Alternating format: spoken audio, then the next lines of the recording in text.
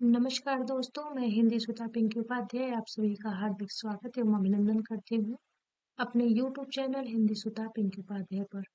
दोस्तों, आज मैं कक्षा 12 की पुस्तक आरोह भाग 2 की पाठ 4 रघुवीर सहाय की अत्यंत प्रसिद्ध रचना है कैमरे में बंद अपाहिज कविता की व्याख्या और उससे जुड़े जितने भी प्रश्न हैं, महत्वपूर्ण प्रश्न हैं, उनको मैं स्पष्ट करूंगी। तो आप सभी लोग मेरे साथ बने रहिएगा। इस कविता से जितने भी महत्वपूर्ण प्रश्न बनेंगे वो सभी मैं आप लोगों तक स्पष्ट करती चली जाऊंगी। आइए सबसे पहले लेखक के जीवन परिचय से अवगत होते हैं, फिर पुनः कविता की तरफ अग्रसर होंगे। रघुवीर सहाय। रघुवीर सहाय, इनका जन्म जो है सन 1929 लखनऊ उत्तर प्रदेश में हुआ है। रघुवीर सहाय का जन्म जो है 1929 लखनऊ उत्तर प्रदेश में हुआ है। ये 29 साल के जो हैं रघुवीर सहाय हैं। 29 साल के हो गए हैं लेकिन तब पर भी सबसे सहायता मांगते रहते हैं। प्रमुख रचनाएं: अज्ञेय द्वारा संपादित दूसरा सप्तक। तो दूसरा तार सप्तक जो है उसके ये कवि हैं। 1951 में आरंभिक कविताएं, महत्वपूर्ण काव्य संकलन सीढ़ियों पर धूप में, आत्महत्या के विरुद्ध, हंसो हंसो जल्दी हंसो। पत्रकारिता क्या है इनकी? तो ऑल इंडिया रेडियो के हिंदी समाचार विभाग से संबद्ध रहे। फिर हैदराबाद से निकलने वाली पत्रिका कल्पना और उसके बाद दैनिक नवभारत टाइम्स तथा दिनमान से संबद्ध रहे। ये ध्यान रखिएगा। तो ये इनकी रचनाओं को कैसे याद रखेंगे? देखिए, से जो रघुवीर जी हैं ये सहायता मांगने के लिए सीढ़ियों पर धूप में बैठ जाते हैं और लोगों से कहते हैं कि आत्महत्या के विरुद्ध हंसो हंसो जल्दी हंसो।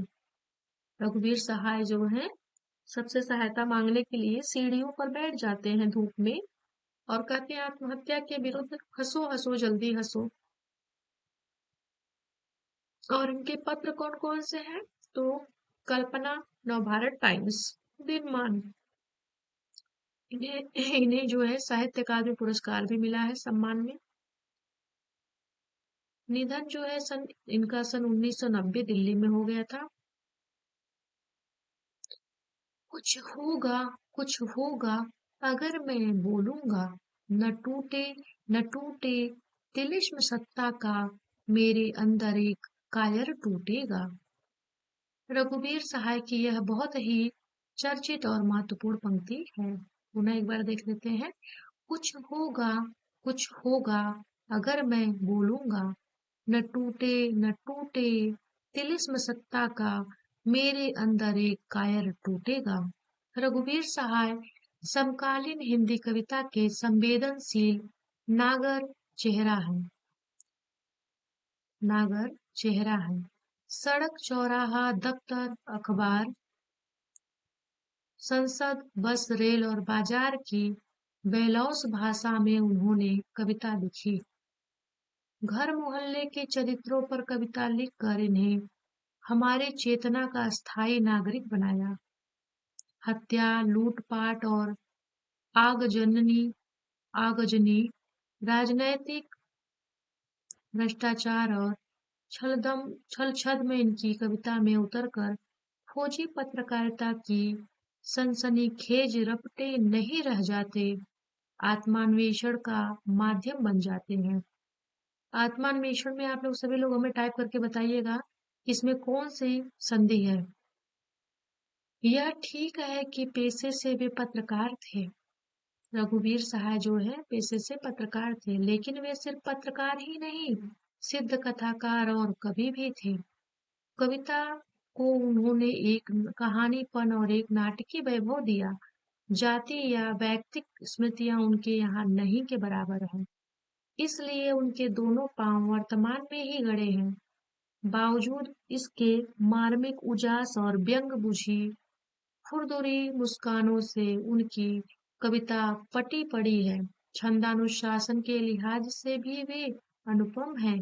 पर ज्यादातर बातचीत की सहज शैली में ही उन्होंने लिखा है, बखूबी लिखा।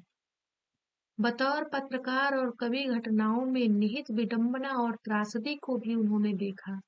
रघुवीर सहाय की कविताओं की दूसरी विशेषता है छोटे या लघु की महत्ता का स्वीकार। वे महज बड़े कहे जाने वाले विषयों व समस्याओं पर भी दृष्टि नहीं डालते, बल्कि जिनको समाज में हाशिए पर रखा जाता है, उनके अनुभवों को भी अपनी रचनाओं का विषय बनाते हैं। रघुवीर जी ने भारतीय समाज में ताकतवरों की बढ़ती हैसियत और सत्ता के खिलाफ भी साहित्य और पत्रकारिता के पाठकों का ध्यान खींचा। रामदास नाम की उनकी कविता आधुनिक हिंदी कविता की एक महत्वपूर्ण रचना मानी जाती है। रामदास नाम की एक कविता रघुवीर सहाय जी की बहुत ही प्रसिद्ध कविता है।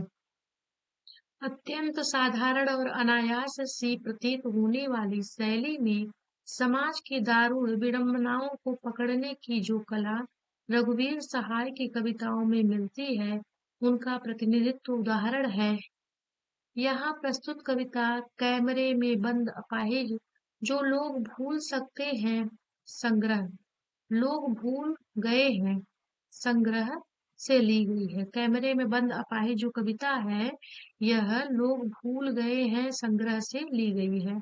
शारीरिक चुनौती को झेलते व्यक्ति से टेलीविजन कैमरे के सामने किस तरह के सवाल पूछे जाएंगे और कार्यक्रम को सफल बनाने के लिए उससे कैसी भंगिमा की अपेक्षा की जाएगी, इसका लगभग सपाट तरीके से बयान करते हुए कवि ने एक तरह से पीड़ा के साथ दृश्य संचार माध्यम के संबंध को रेखांकित किया है।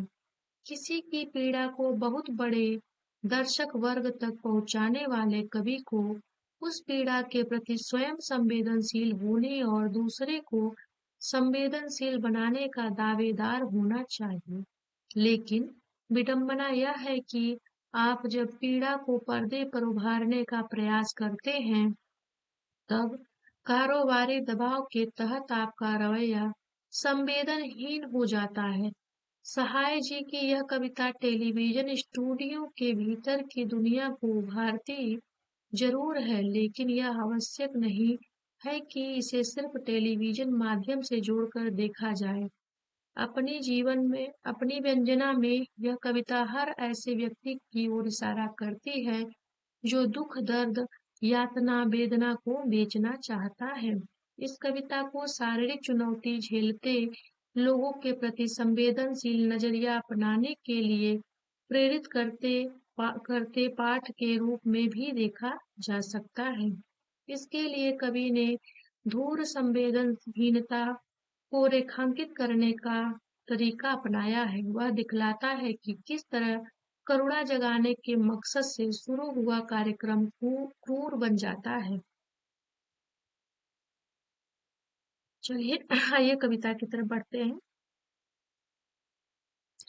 कैमरे में बंद अपाहिज कविता का नाम है कैमरे में बंद अपाहिज। यह जो कविता है रघुवीर सहाय जी की बहुत ही चर्चित कविता है और यह कविता जो है किस संकलन में संकलित है तो लोग भूल गए हैं। लोग भूल गए हैं में कैमरे में बंद अपाहिज जो कविता है इसका नाम है कैमरे में बंद अपाहिज।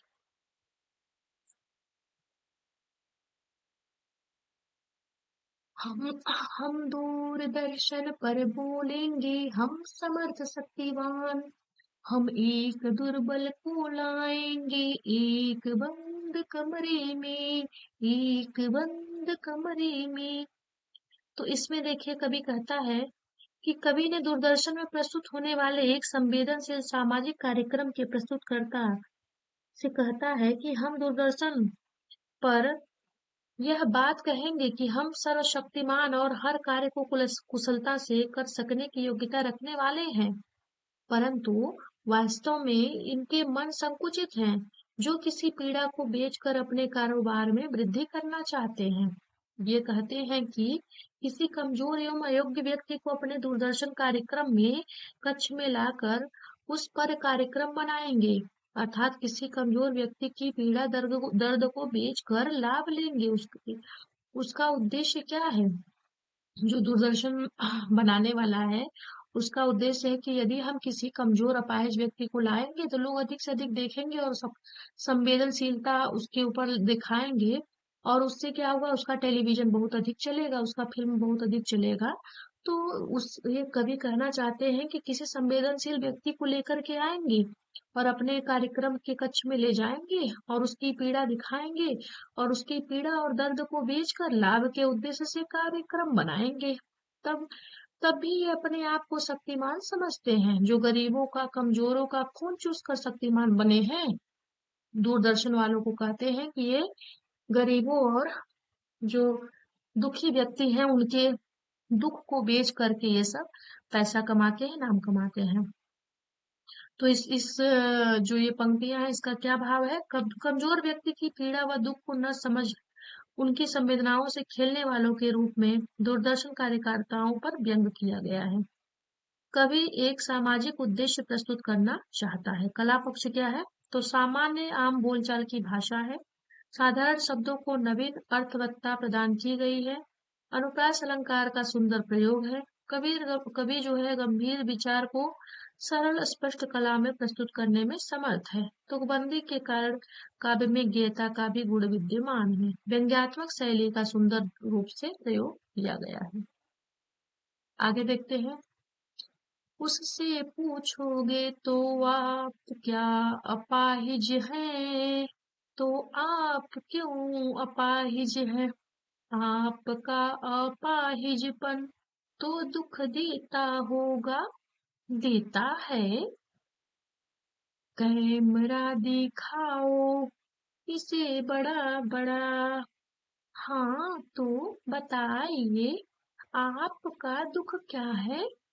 जल्दी बताइए, वह दुख बताइए। बता नहीं पाएगा, बता नहीं पाएगा। इसमें भाव देख लेते हैं। इन पंक्तियों में कवि बताना चाहते हैं कि दूरदर्शन के संयोजक जो है शारीरिक चुनौती को झेलते व्यक्ति से टेलीविजन कैमरे के सामने किस तरह के सवाल पूछते हैं, तथा इस कार्यक्रम के संयोजक इस अपाहिज व्यक्ति की पीड़ा व दुख को कुरेदते हुए उससे अटपटे प्रश्नों को पूछते हैं। वह जानबूझकर उससे पूछते हैं कि क्या आप अपाहिज हैं? यदि हाँ, तो आप अपाहिज क्यों हैं? आप किस प्रकार अपाहिज हुए? आपको अपना अपाहिजपन दुख देता है, तो किस प्रकार का दुख देता है? इस प्रकार के विभिन्न प्रश्नों को बौछार बिना उसका उत्तर जाने ही की जाती रहेगी। उस कमजोर व्यक्ति ने से इस प्रकार के प्रश्न पूछे जाएंगे और उसे बोलने का मौका दिए बिना उससे बार बार उसके दुखों के बारे में पूछा जाएगा और जल्दी से जल्दी उसके उत्तर मांगे जाएंगे। वह अपाहिज व्यक्ति कुछ बता नहीं सकेगा। ये सब गतिविधियां टेलीविजन के कैमरे के सामने चलेंगी। उस कमजोर की पीड़ा, दुख, दर्द को पर्दे पर उभारने का कारोबार करते हुए उसके प्रति संयोजकों का रवैया संवेदनशील न होकर संवेदनहीन होता चला जाता है। वे अपने स्वार्थ के लिए उनकी संवेदनाओं को भूल जाते हैं। तो इसका भाव पक्ष देखते हैं। कवि ने असहाय व्यक्ति की पीड़ा के साथ दृश्य संचार माध्यम के संबंध को रेखांकित करते हुए संवेदनहीन संयोजकों पर व्यंग किया है। कला पक्ष देखें तो सरल स्पष्ट भाषा की प्रवाहमयता काव्य सौंदर्य में वृद्धि करती है। व्यंग्यात्मकता का सुंदर व स्पष्ट प्रयोग हुआ है। विचारों में गंभीर भाव का उद्घाटन हुआ है। अनुप्रास अलंकार का सुंदर प्रयोग हुआ है। प्रश्नोत्तर शैली के साथ साथ नाटकीय शैली का भी इसमें रोचकता के साथ प्रयोग दिखाई देता है। चित्रात्मक शैली का भी प्रयोग पुस्तकों द्वारा प्रकट हुआ है। आगे देखते हैं हम। सोचिए, बताइए आपको अपाहिज होकर कैसा लगता है? कैसा यानी कैसा लगता है? हम खुद इशारे से बताएंगे कि क्या ऐसा? सोचिए, बताइए थोड़ी कोशिश करिए, यह अवसर खो दोगे, देंगे। आ जानते हैं कि कार्यक्रम रोचक बनाने के वास्ते हम पूछ पूछ कर उसको रुला देंगे। हम इंतजार करते हैं आप भी उसके रो पड़ने का। करते हैं, यह प्रश्न पूछा नहीं जाएगा। दूरदर्शन पर कार्यक्रम संयोजक जो हैं, वो संयोजकों द्वारा अपाहिज असहाय व्यक्ति के साथ साक्षात्कार में पूछे गए प्रश्नों के उत्तर न मिलने पर वह उससे और प्रश्न पूछते हैं और उस अपाहिज व्यक्ति को सोच कर उन प्रश्नों का उत्तर देने के लिए कहते हैं। उस अपाहिज के संवेदनशील भावों को चोट पहुंचाते हुए उससे प्रश्न पूछा जाता है कि उसे अपाहिज का जीवन व्यतीत करते हुए कैसा महसूस हो रहा है, वह अपने इस जीवन के बारे में कैसा विचार करता है, अर्थात उसे अपने जीवन के दुखों का सामना करना संघर्षमयी साहसपूर्ण लगता है या कष्टकारी लज्जापूर्ण लगता है। इनमें इनमें से कैसा लगता है? कार्यक्रम के प्रस्तुत करने वाले कुछ पीड़ाजनक या संघर्षमय इशारों द्वारा उसके कुछ उत्तर स्पष्ट करने के लिए कहेंगे। उसे बार बार सोचकर उसके दुखों के बारे में बताने के लिए कहेंगे। उनके उनको उनके दुख पीड़ा वाले जख्मों को याद करवाएंगे तथा उनको बताने का काम करेंगे। कवि कहता है कि ये संयोजक उनको ये प्रश्न जो उनकी भावनाओं को चोट पहुंचाते हैं, बार बार पूछकर उनको रोने पर मजबूर कर देते हैं। कार्यक्रम प्रस्तुत करने वाले का मुख्य उद्देश्य अपने स्वार्थ को सिद्ध करना है। वह चाहता है कि उसके कार्यक्रम को ज्यादा से ज्यादा जगह देखा जाए। कार्यक्रम में रोचकता बन सके, चाहे इसके लिए उसे किसी कमजोर की भावनाओं से खेलना क्यों न पड़े। चाहे किसी को कितना दुख हो, कितनी पीड़ा हो, उसका कोई फर्क नहीं पड़ता। वे जानते हैं कि उसके दर्शक भी इस बात का इंतजार करते हैं कि वो भी किसी पीड़ा व दुख दर्द का आनंद उठा सके। तो इसमें क्या भाव है ये देख लीजिए। इसके भाव को देखते हैं। सरल सहज भाषा का प्रयोग किया गया है काव्य में। प्रवाहपूर्ण छाप बनी है। साधारण शब्दों में भाषा विचार की गहनता का सुंदर दृश्य कवि ने प्रकट किया है। प्रश्नोत्तर शैली द्वारा नाटकीयता आई है। अनुप्रास अलंकार एवं पुनरुक्ति प्रकाश अलंकार का सुंदर प्रयोग हुआ है। चित्रात्मक शैली का प्रयोग देखने को मिलता है। भाव पक्ष क्या है? तो कवि उन सभी व्यक्तियों पर व्यंग करता है जो किसी असहाय की पीड़ा को दिखाकर या पीड़ा को देखकर आनंद उठाते हैं। यह उससे अपने स्वार्थ की पूर्ति करना चाहते हैं। तो क्या है? सोचिए, बताइए, आपको अपाहिज होकर कैसा लगता है? कैसा यानी कैसा लगता है? हम खुद इशारे से बताएंगे कि क्या ऐसा? सोचिए, बताइए, थोड़ा कोशिश करिए। यह अवसर खो देंगे। आप जानते हैं कि कार्यक्रम रोचक बनाने के वास्ते हम पूछ पूछ कर में क्या है? पुनरुक्ति प्रकाश है। उसको रुला देंगे। इंतजार करते हैं, आप भी उसके रो पड़ने का करते हैं? यह प्रश्न पूछा नहीं जाएगा। फिर हम पर्दे पर दिखलाएंगे फूली हुई आंख की एक बड़ी तस्वीर, बहुत बड़ी तस्वीर, और उसके होठों पर एक कसमसाहट सी। आशा है आप उसे उसकी अपंगता की पीड़ा मानेंगे। एक और कोशिश। दर्शक, धीरज रखिए, देखिए, हम दोनों एक संग रुलाने हैं। हम दोनों एक संग रुलाने हैं, आप और वह दोनों। कैमरा, बस करो, नहीं हुआ, रहने दो। पर्दे पर वक्त की कीमत है। अब मुस्कुराएंगे हम।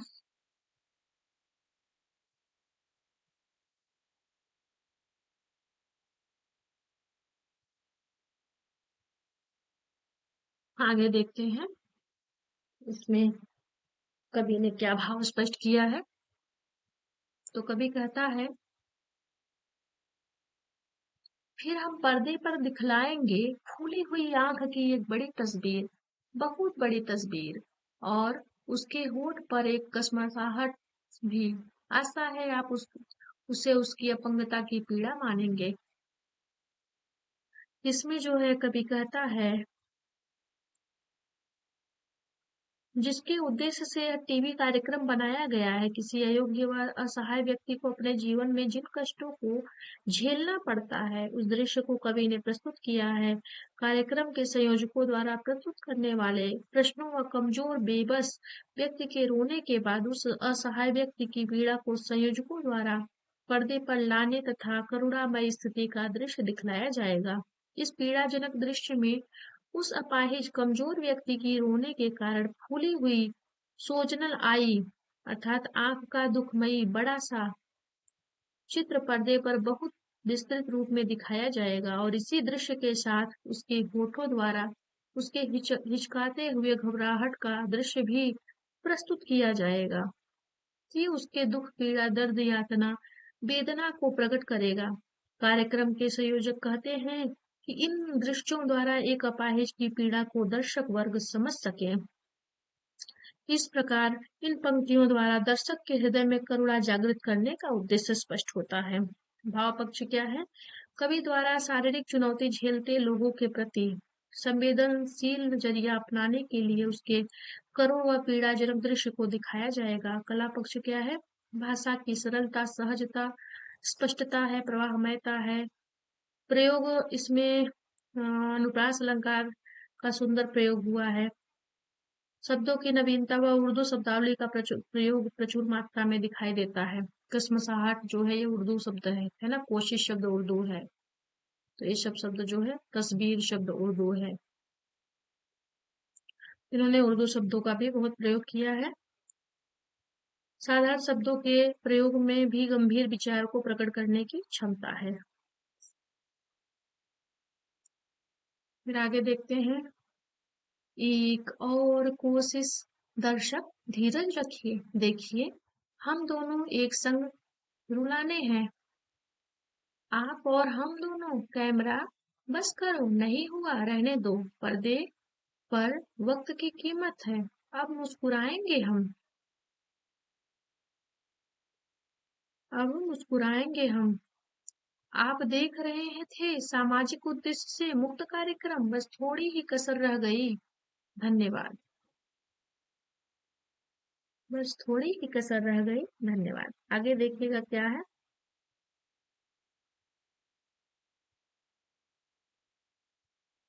एक और कोशिश। दर्शक धीरज रखिए। इसमें जो है समाज के प्रति संवेदनशील कार्यक्रम प्रस्तुत करने वाले संयोजक किसी प्रकार कमजोर अपाहिज के ऊपर टीवी कार्यक्रम प्रस्तुत कर दर्शक के हृदय में करुणा व पीड़ा का संचार करना चाहता है, परंतु दर्शक जब उसके विचारानुसार उसकी इसकी पीड़ा में करुणा को नहीं पाता, तो यह दर्शकों को बार बार फिर से किसी प्रकार के कार्यक्रम को देखने के लिए आग्रह करना चाहता है।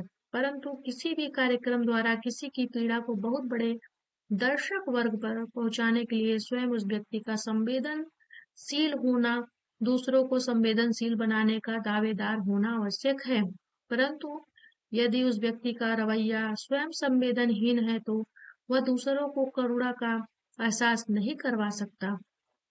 इसलिए यह कार्यक्रम इतना सफल नहीं हो सकेगा। ऐसा न होने पर यह कार्यक्रम का समापन करना चाहता है, क्योंकि उसमें दूसरों के प्रति संवेदनशीलता न होकर केवल स्वार्थ भावना है। इस प्रकार कार्यक्रम समापन पर संयोजक मुस्कुराते हुए कहता है कि आप सभी दर्शक समाज के एक असहाय वर्ग के प्रतिनिधि द्वारा करुणामय उद्देश्य से पूर्ण कार्यक्रम देख रहे थे, धन्यवाद सहित कार्यक्रम का समापन करना है। इसके भाव को देख लेते हैं।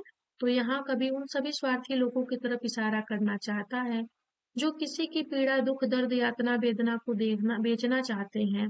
ये लोग ऐसे जरूरतमंदों की मदद न कर इनसे लाभ कमाना चाहते हैं। सरल, सहज, सरल भाषा का सुंदर प्रयोग हुआ है। अनुप्रास अलंकार का सुंदर प्रयोग किया गया है।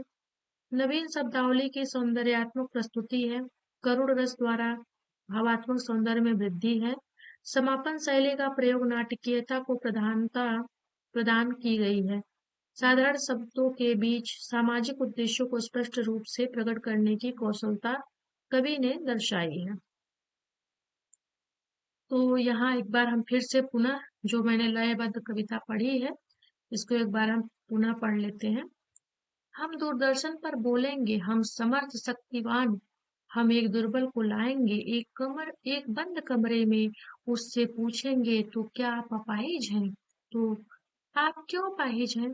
आपका अपाहिजपन तो दुख देता होगा, देता है? कैमरा दिखाओ, इससे बड़ा बड़ा। हाँ तो बताइए, आपका दुख क्या है? जल्दी बताइए, वह दुख बताइए। बता नहीं पाएगा, सोचिए बताइए। आपको अपाहिज होकर कैसा लगता है? कैसा? यानी कैसा लगता है?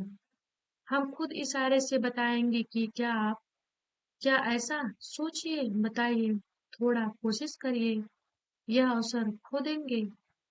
आप जानते हैं कि कार्यक्रम रोचक बनाने के वास्ते हम पूछ पूछ कर उसको रुला देंगे। इंतजार करते हैं, आप भी उसके रो पड़ने का करते हैं।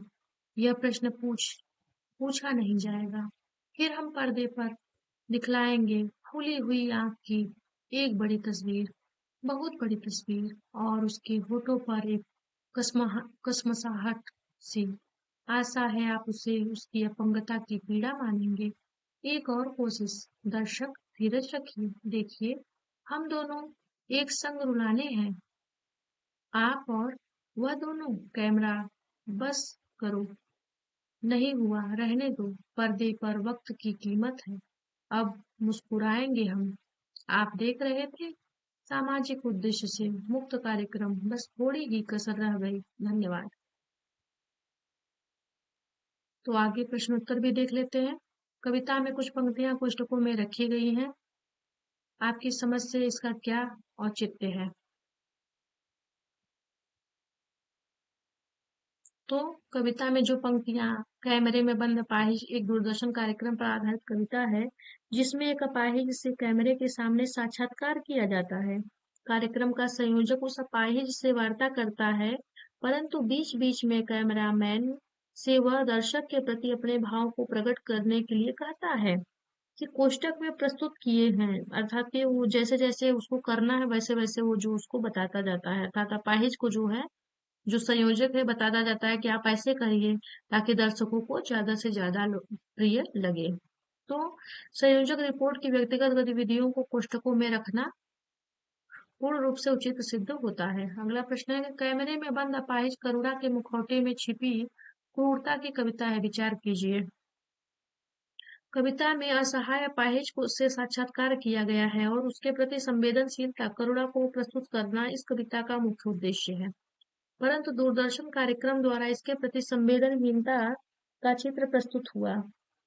अपने स्वार्थ व भावनाओं से अपने स्वार्थ व कारोबार की वृद्धि के लिए कमजोर अपाहिज की भावनाओं से खिलवाड़ कर उसकी वेदना, पीड़ा, दुख, दर्द को बेचना मात्र इसका लक्ष्य बन गया है। इस प्रकार यह कविता करुणा व संवेदनशीलता के मुखौटे में छिपी क्रूरता व स्वार्थ को प्रकट करती है। तीसरा प्रश्न है, हम समर्थ शक्तिवान हैं, हम एक दुर्बल को लाएंगे, पंक्ति के माध्यम से कवि ने क्या व्यंग किया है? कवि इन पंक्तियों में उन सभी लोगों पर व्यंग करते हैं जो किसी असहाय, दुर्बल, अपाहिज व्यक्ति की पीड़ा, वेदना, दुख, दर्द, यातना आदि को बेचना चाहता है और इसकी मजबूरी का लाभ उठाकर धनवान और शक्तिवान बनना चाहता है। कवि इन ऊपरी दिखावटी वाले व्यक्तियों के अंदर छिपे हुए क्रूर चेहरे को स्पष्ट करना चाहता है।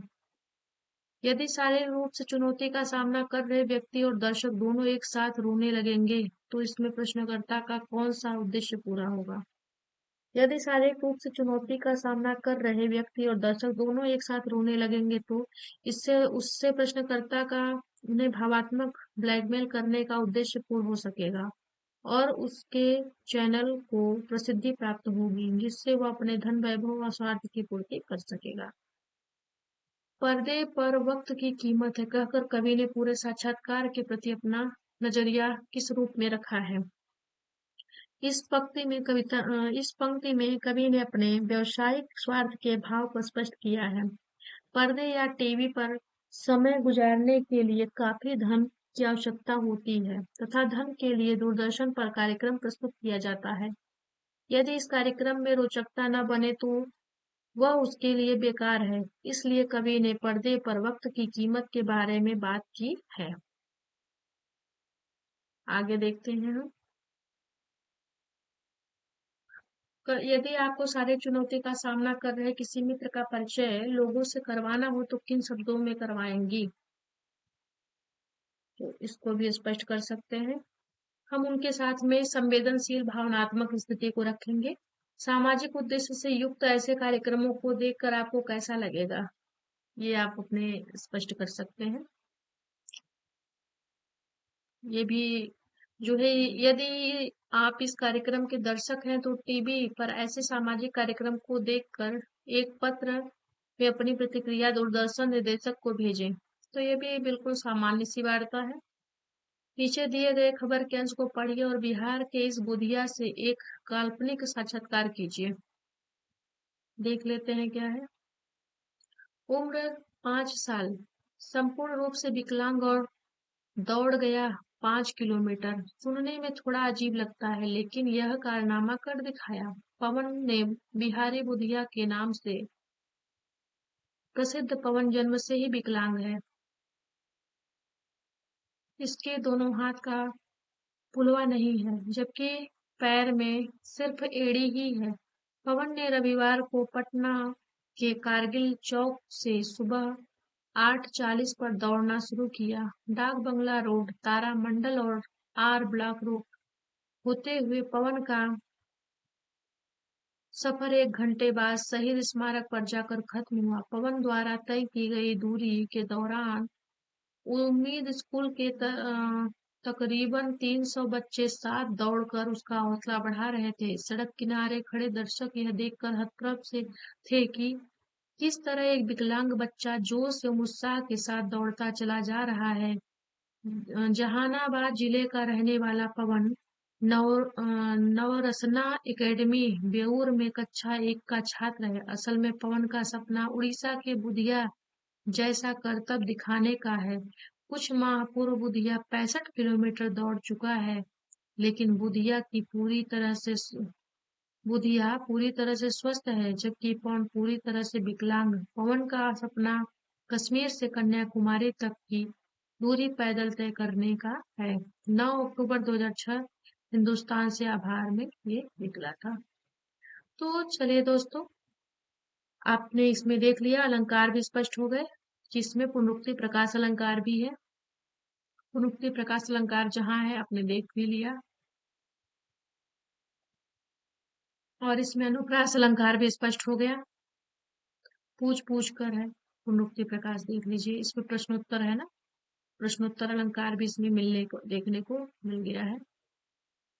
देखिए आ गया ना, यहाँ पे अनुप्रास अलंकार सीधे सीधे हो जाएगा।